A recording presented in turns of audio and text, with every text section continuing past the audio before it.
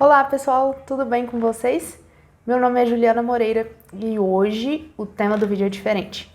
Eu vou te explicar como você vai escrever um texto sem saber nada sobre o tema.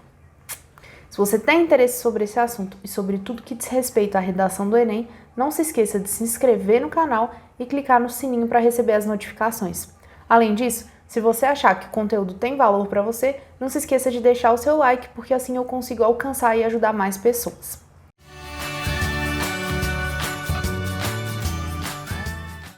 Galera, seguinte, esse é um vídeo que vocês me pedem muito, tanto nas lives quanto no Instagram. O pessoal quer que eu comente, quer que eu fale sobre como escrever um texto se eu não sei nada sobre o tema.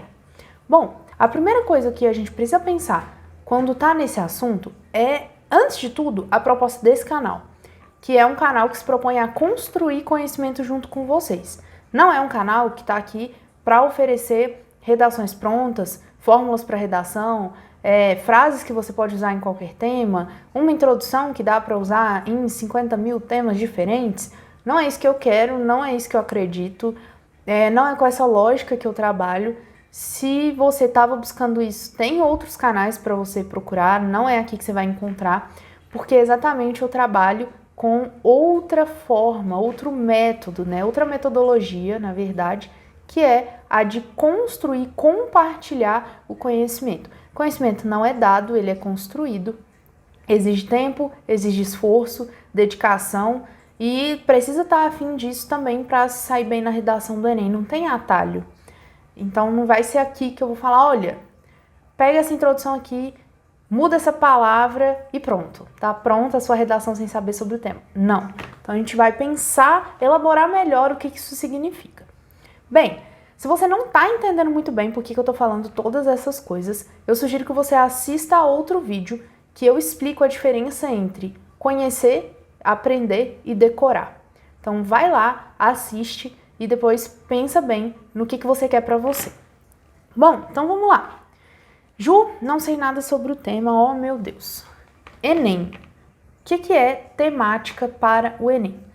São temáticas sociais, políticas, culturais. Então, essas três áreas, claro, estão em constante diálogo, mas tem sempre um desses eixos pesando mais na escolha do tema. Então, o que vocês precisam? Vocês precisam se lembrar que vocês estão incluídos em uma sociedade, vocês fazem parte de uma sociedade, assim como eu, inclusive, é a mesma sociedade. E que vocês têm vivências o tempo todo. Então, esquece essa história de, não, Ju, mas eu não sei nada sobre o tema porque eu estudo em escola pública, minha escola é muito ruim, ninguém trabalha redação lá, então eu não vou saber nada sobre o tema. Para com isso, sabe por quê? Você vai escrever sobre um tema que tem relevância social. Então, de alguma forma, esse tema dialoga com a sua vida. E eu não estou falando com a sua vida escolar, eu estou falando com a sua vida. Independente da escola que você estude. E a gente precisa começar a identificar essa relação quando a gente pensa na redação do Enem. Então, ela nunca vai apresentar um tema 100% despropositado, tá? Não vai aparecer lá nada que não tenha relação social. Isso aí vocês podem ficar bem tranquilos, não vai aparecer porque não é a proposta do exame. E não vai aparecer nada que seja tão específico a ponto de você nunca ter nem ouvido falar. Ou ser incapaz de conhecer sobre a área. Então não é nada que vá ser 100% específico, do tipo, explique a importância da soja para o PIB do Brasil. Isso não vai acontecer, isso não é tema de redação do Enem. Por quê? Porque eles vão para uma perspectiva mais geral, mais ampla. E é uma perspectiva que você precisa entender que ela te toca de alguma forma. E a gente precisa encontrar qual é a forma que ela toca. Então, a primeira questão, quando você pensa, não sei nada sobre o tema, é parar e refletir se realmente você não sabe nada sobre o tema. Todo mundo sabe alguma coisa sobre algum assunto. Eu posso não ter amplo domínio sobre o tema, eu posso não gostar de falar sobre o tema, eu posso nunca ter pensado criticamente sobre aquele tema, mas não conhecer é muito difícil que aconteça. Então vá com essa tranquilidade de que o tema que cair é algo que você consegue acompanhar, nem que seja tangencialmente, as discussões que circundam aquela área. Primeira questão. Segunda questão. A gente precisa, e talvez seja um problema mais de autoconfiança do que de redação, a gente precisa se lembrar que a gente é capaz de tomar decisões e a gente é capaz de opinar sobre diferentes assuntos, sem que para isso, necessariamente, a gente tenha passado horas estudando aquele assunto específico. É claro que eu não sou da opinião de que a gente pode opinar sobre qualquer coisa de qualquer forma, não é isso que eu estou tentando dizer. O que eu estou tentando dizer é que, mesmo que você não tenha refletido sobre o assunto antes, você provavelmente teve algumas experiências ligadas a esse assunto ou tem leituras que dialogam com a área em que esse assunto está inserido e por isso você consegue pensar nele mesmo que seja na hora da redação. Ali não vai dar tempo de ter tido uma discussão prévia, uma conversa com seu professor, mas ali o que importa é o seu ponto de vista. Então você precisa parar um pouquinho quando olhar para o tema e pensar: o que eu penso sobre isso? E aí ter muita calma para descobrir o que você pensa. Quando você descobrir o que você pensa, você precisa entender por que você chegou àquela conclusão. Na hora de pensar esse porquê, você vai buscar referências. E são essas referências que vão te ajudar a construir o seu texto, ainda que aquele tema não seja exatamente confortável para você. Claro que você precisa se lembrar que, eu estudei, vi um documentário sobre saneamento básico, fiz essa redação lá na escola, o professor corrigiu, me deu várias dicas, eu refiz, tirei uma super nota, foi super legal para mim trabalhar com esse tema. Chega no Enem, o tema é democratização do acesso ao cinema. Eu vou me desesperar? Não. Porque por mais que não tenha sido aquilo que eu estava esperando, que eu tivesse alguma afinidade, porque eu nunca escrevi uma redação sobre cinema, eu conheço um cinema. Ou não, eu nunca fui a um cinema. Não precisa ter ido a um cinema, você sabe o que é um cinema. Então você sabe, por exemplo, que cinema é um lugar de exibição de filme. Quando você para pensar sobre o tema de forma a não se cobrar tão profundamente sobre eu nunca escrevi uma redação sobre isso, eu nunca li nada sobre isso, mas calma, vai buscar o que você conhece sobre o assunto. Eu nunca fui a um cinema, na minha cidade não tem cinema, eu não sei como é que é um cinema por dentro, eu só sei que é um lugar que as pessoas vão para assistir filme. Perfeito, olha o que você já conseguiu montar. Você conseguiu perceber a partir da sua experiência de vida que não há democratização no acesso ao cinema no Brasil, porque se houvesse, você saberia como é um cinema por dentro, você já teria podido ir a um, entende? Então, a gente chega a essas conclusões sobre diversos temas a partir das experiências que a gente tem. E é isso que o Enem quer de você. Ele não está preocupado exatamente com o que você sabe. Ele está preocupado com o que você faz com aquilo que você sabe. E esse movimento de transformar a experiência em argumento, de transformar a nossa vivência ali em uma tomada de opinião, é o que ele quer de nós. Então, com a bagagem que você tem, com tudo que você sabe, e para com essa coisa de eu não sei nada, eu não conheço nada, claro que conhece. Você passou aí pelo menos 15 anos, 10 anos na escola. Claro que você sabe, você tem conhecimento sobre muitas coisas. Então fica tranquilo, talvez você não tenha no momento aquele conhecimento que é referenciado. Então, eu tenho certeza que eu estudei sobre saneamento na aula de geografia. Perfeito. Talvez você não tenha esse tipo de referência. Mas você sabe, por exemplo, que muitas cidades do Brasil ainda tem esgoto a céu aberto. Ou você sabe que na cidade que você mora não tem tratamento de água. Tudo isso está relacionado com o tema. Então tenha calma, muita calma, para observar tudo isso que resvala, tudo isso que está na mesma área, que faz esse diálogo com a temática e que não necessariamente é algo que você estudou profundamente. Então, quando a gente estuda profundamente um tema, a gente tem muito mais facilidade de tomar uma opinião sobre ele. Isso é fato. Da mesma forma, a gente vai ter muito mais facilidade de argumentar sobre ele, não tem dúvidas. Mas isso não significa que você é incapaz de fazer só porque você não fez antes. Então tenha tranquilidade de pensar o seu posicionamento sobre esse assunto. Para ter essa tranquilidade, você vai se colocar em uma posição confortável. Então, democratização do acesso ao cinema. O que eu penso sobre isso? Pense que você está em uma conversa com um amigo. Você está dialogando com alguém que você tem intimidade. Você está conversando comigo. Eu estou perguntando para você, sem nenhum tipo de cobrança, nenhum tipo de pressão. O que você acha da democratização do acesso ao cinema? Ah, eu acho que eu não sei o que é isso. Tá, mas calma. O que é cinema? Vamos começar com as palavras do tema. O que é cinema? Cinema é um lugar que as pessoas vão para assistir filme. Você conhece? Não, eu não conheço. Por que não? Porque é muito caro e eu nunca tive condições de ir. Ótimo. Olha o que você já está construindo. Que cinema não é democrático porque tem um valor alto. Já conseguiu pensar nesse ponto de vista. Tá. Nunca fui porque não tem na minha cidade. Ele não pode ser democrático porque ele não está em todos os lugares. Ou então, Ju, cinema é aquele lugar que eu vou quando eu quero me reunir com os meus amigos, eu vou para assistir um filme, eu tento ir pelo menos uma vez por mês. Ah, legal. E você consegue uma vez por mês com seus amigos? Consigo, é tranquilo, meu pai me dá dinheiro e aí é de boa aí. Não, então tá, então você tem que pensar, todo mundo teria essas condições que você tem? Não teria. Por que não teria? Ou eu acho que teria. E por que teria? Bom, continua pensando. O que você faz no cinema? Para que aquilo serve? Qual que é a função do cinema na sua vida? Eu vou quando eu quero assistir um filme super especial, super diferente. Eu vou em uns cinemas alternativos, então eu vou consumir dessa cultura cinematográfica de uma forma alternativa. Beleza? Eu vou no cinema sempre que sai filme de super-herói porque eu amo.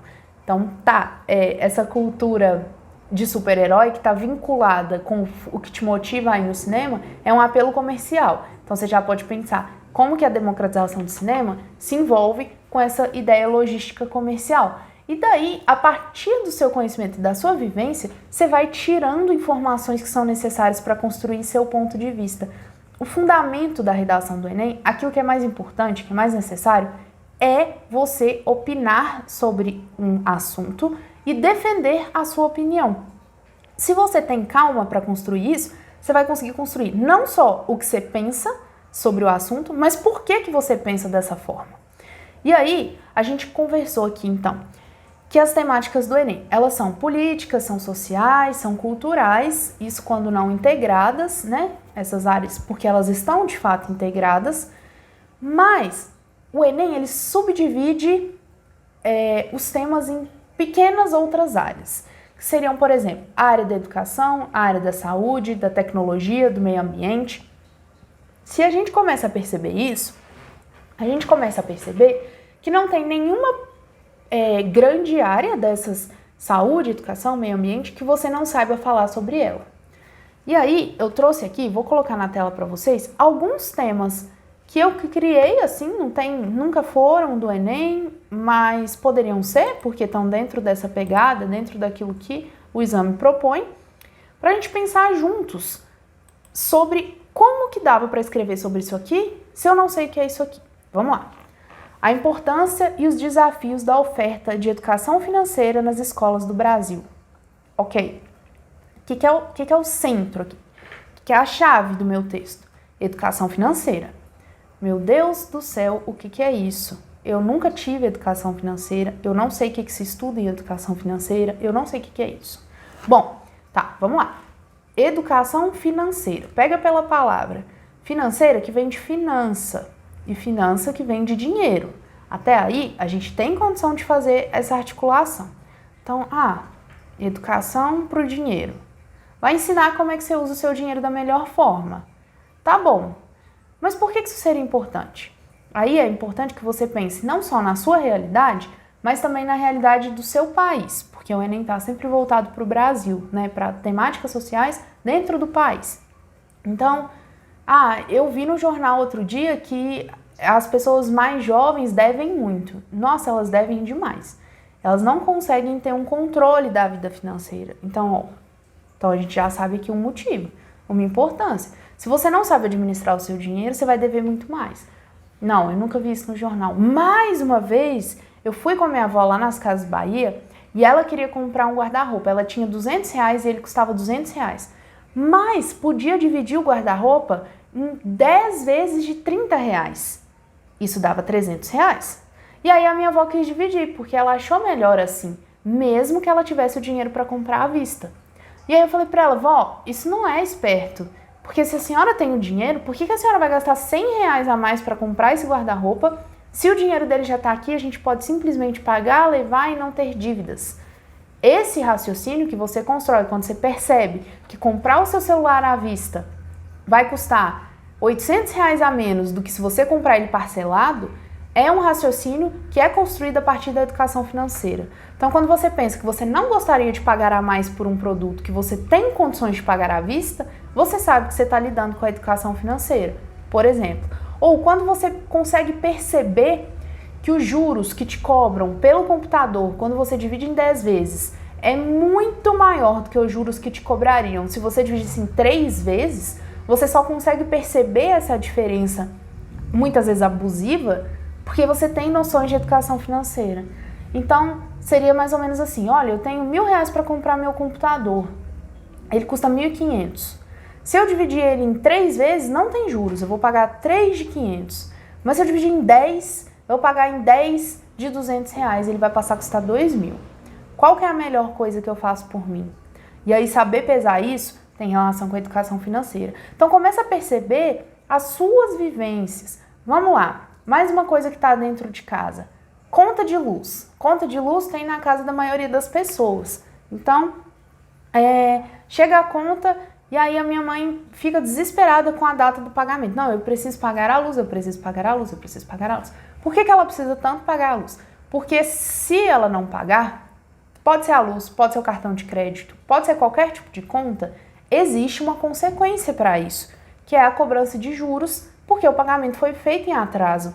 Então, quando você percebe essa ideia, a forma como o dinheiro se organiza na sociedade, o que você tem que fazer para evitar um prejuízo, por exemplo, você está tratando da educação financeira.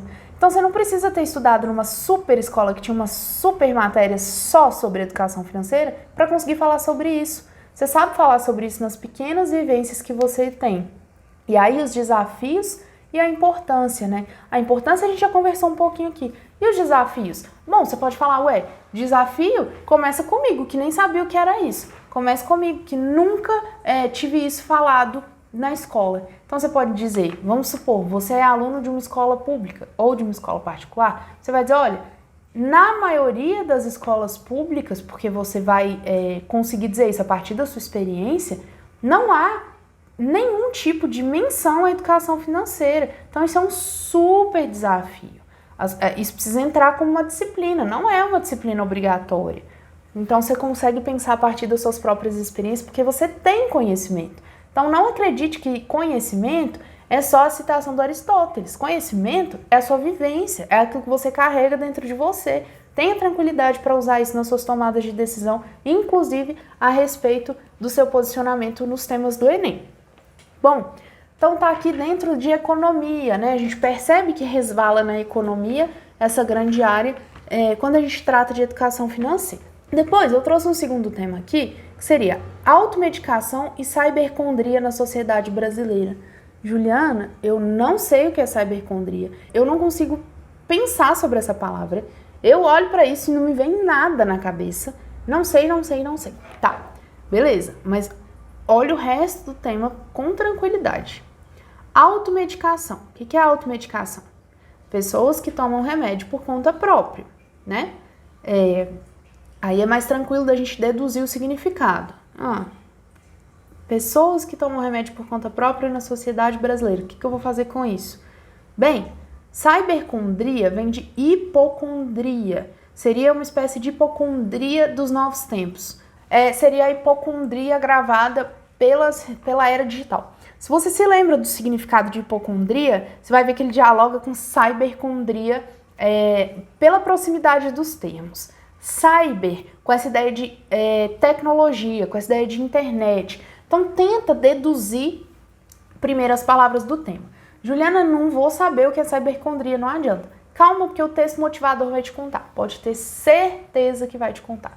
Porque os textos motivadores, eles não estão lá à toa. Se você ler o comando da sua redação, que é aquilo que vai falar, escreva um texto dissertativo de 30 linhas, esse negócio, vai estar lá escrito, com base nos textos motivadores. Por que ele estaria mandando você se basear em alguma coisa que não tem relevância? Ele não faria isso. Então tem relevância. Não deixa de ler os textos. Não se desespera só porque você viu uma palavra e não sabia o que ela significava. Então vai lá nos textos motivadores que o significado vai estar lá, você pode ter certeza. Ele pode não estar de forma assim, ó. Sabe, significa pessoas. Não vai estar dessa forma, mas vai estar dentro de um texto, dentro de um depoimento. E aí tenha essa experiência, né, para ir lá buscar esses significados no texto motivador e depois que você lê esses textos, sim, você toma a sua opinião. Então, algo que é fundamental quando a gente está pensando em escrever um texto sobre um tema que a gente não conhece é ler os textos motivadores. Lá você vai encontrar dados, experiências, conceitos, tudo que vai te ajudar a compreender melhor sobre que área aquilo está tratando para que você consiga opinar.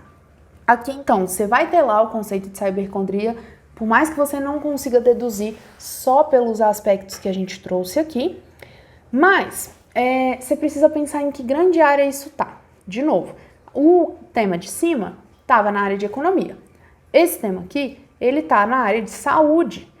Como que é a saúde no Brasil? Começa a pensar assim, do amplo. Nossa, a saúde no Brasil, ela é legal porque ela tem o SUS, não tem em todos os lugares, então isso é um aspecto muito bacana, mas o SUS deixa muito a desejar. A minha avó mesmo tentou marcar... Gente, eu fico usando exemplo de vó porque eu amo minhas vós, então eu coloco elas em tudo. Mas sei lá, minha mãe, minha tia, tentou marcar uma consulta e precisou esperar 3 meses para consulta e tal. Não, então, peraí. Olha o que você está dizendo. Você está dizendo que minha tia precisou esperar 3 meses para consulta. Ou, lá em casa meu pai paga o plano de saúde, porque ele tem muito medo que a gente precise do atendimento público e o atendimento público seja ineficiente, seja demorado, ou algo do tipo. Então, independente da sua realidade, você consegue avaliar que existe um déficit no atendimento do sistema público de saúde no Brasil. Ou seja, ele não funciona 100% como ele poderia funcionar. Ok? Ok. Agora olha para o tema. Automedicação. Por que as pessoas se automedicam? Por muitas questões. Mas você parou para pensar que uma delas pode ser porque ela não quer esperar 3 meses por um médico? E aí? Será que se o acesso à saúde no nosso país fosse mais democrático do que já é, se o SUS funcionasse 100% do que ele pode funcionar, a gente se automedicaria? Ou a gente marcaria uma consulta de bom grado para poder ir lá ver de fato o que a gente tem e saber o que a gente precisa tomar? Então, pensem no tema grandão, pensem na área em que o tema está inserido, para depois vocês pensarem no micro, que é o tema que o Enem trouxe. Vamos lá.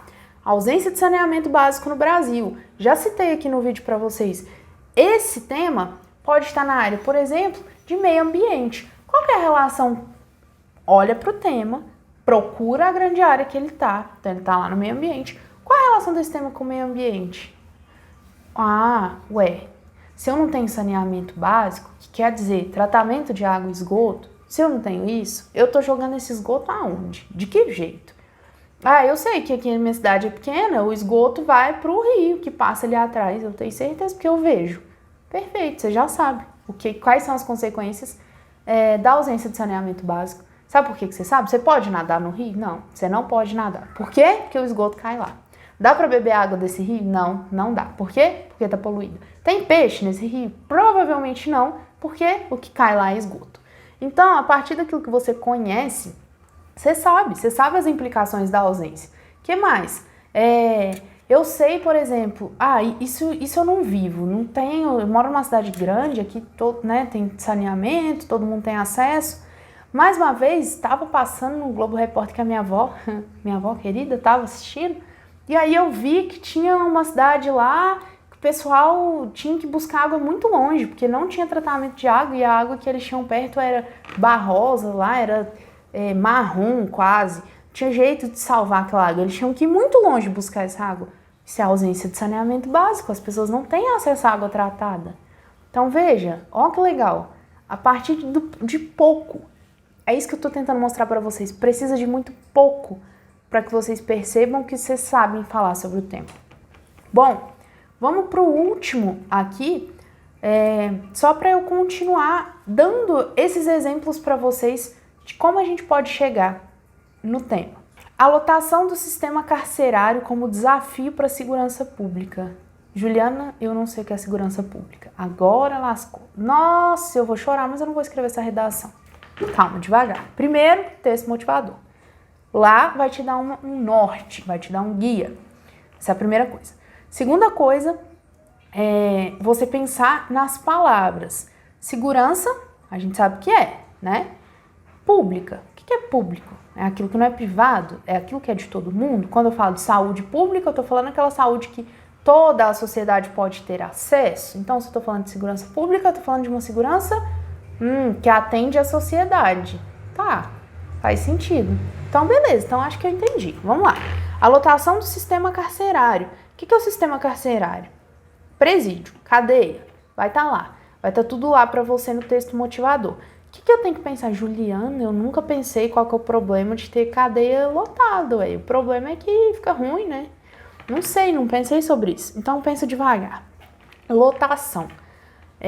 A lotação, quando ela ultrapassa a capacidade máxima de um lugar, a gente tem que pensar no papel social do presídio. Para que serve um presídio? Para colocar as pessoas lá dentro. Tá, com qual função? Simplesmente para colocar as pessoas lá dentro? Não, teoricamente, porque se elas vão para lá, elas têm uma chance de ressocialização. Então, elas podem, a partir do cumprimento da pena por aquele tipo de crime que elas cometeram, elas podem voltar a conviver em sociedade de forma tranquila, pacífica e harmônica. Tá, é isso que acontece? Não, isso aí eu sei que não é não, porque eu conheço um monte de gente que vai preso, volta, sai, comete um furto, volta, é preso, volta, comete um furto, isso aí eu sei que não funciona. Então tá. Ou, não, eu já vi na televisão que tem muita reincidência. Então as pessoas que são presas, dificilmente, quando elas saem, elas conseguem emprego, é tudo muito difícil. Beleza.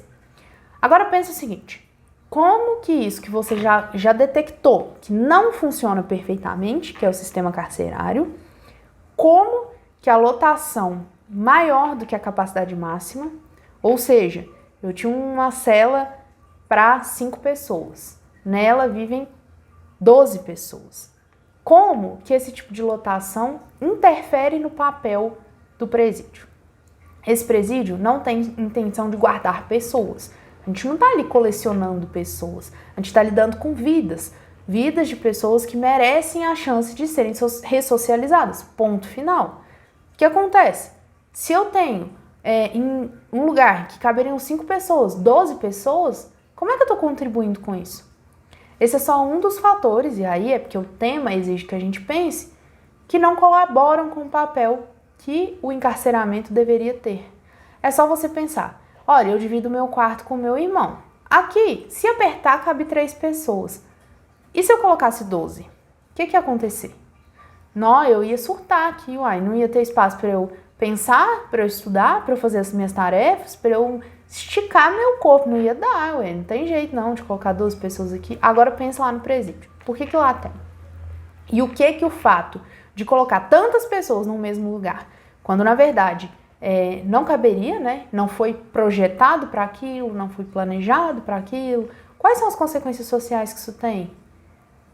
A chance do cara ficar revoltado lá dentro é muito grande, a chance dele não acreditar no sistema é muito grande, a chance dele achar que ele não tem valor ali é enorme. Então a gente não está colaborando para ressocialização. Não, a gente está lidando com esse problema de uma forma que não é adequada.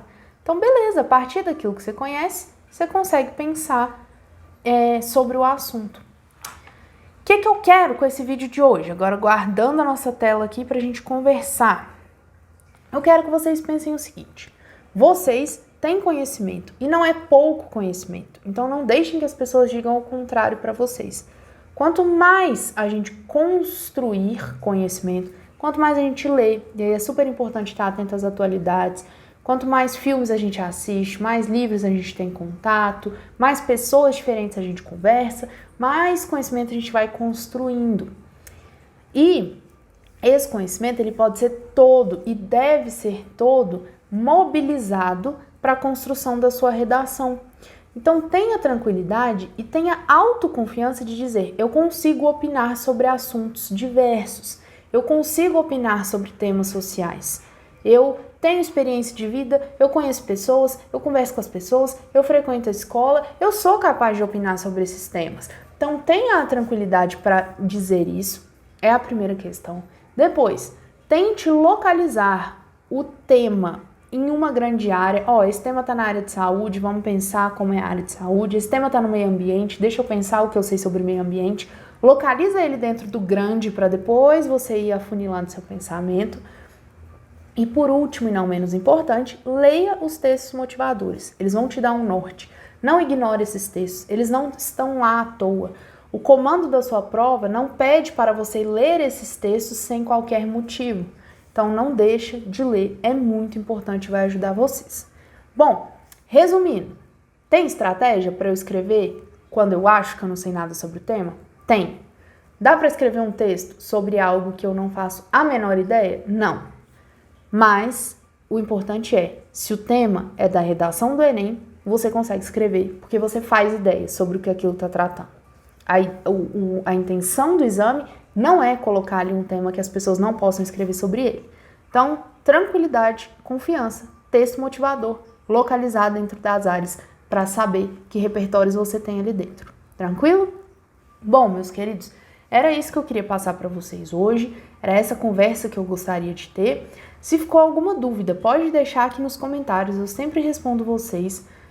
Se há algum tema que vocês gostariam que eu tratasse, esse foi um pedido de vocês, né, o tema desse vídeo. Se tem outros que vocês gostariam que eu tratasse, coloca aqui nos comentários também, que eu sempre olho e tento atender vocês da melhor forma. Se você acha que esse conteúdo foi relevante, não se esqueça de curtir e compartilhar com seus amigos. Muito obrigada por ter assistido até aqui e a gente se encontra no próximo vídeo.